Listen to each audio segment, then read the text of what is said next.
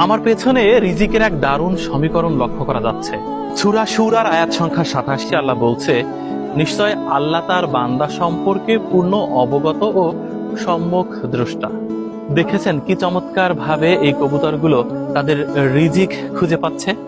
মহান আল্লাহ বলছে, তুমি আমার দেয়া নেয়ামত নিয়ে যদি অখুশি থাকো, তাহলে সম্পূর্ণ পৃথিবীর পূর্ণ লালসা তোমার পেছনে আমি লেলিয়ে দেব। তুমি শুধু ছুটতেই থাকবে।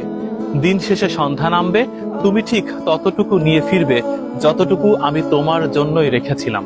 তোমার পৃথিবীতে আসার অনেক আগেই সেটা নির্ধারিত ছিল। দেখুন, আল্লাহ চাইলে এই সারা জমিনে আমাদের জন্য রিজিক ছড়িয়ে দিতে পারত, আমরা কুড়াতাম।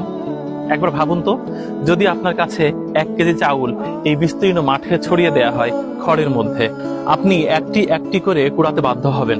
কতগুলো কুড়াতে পারবেন? হয়তোবা সম্পূর্ণ দিনের শেষে আধা কেজি। তাতে কি চলতো আপনার? বরং স্রষ্টা অনেক বেশি নিয়ামত পূর্ণ করে একসাথে তুলে দেন রিজিক আমাদের হাতে।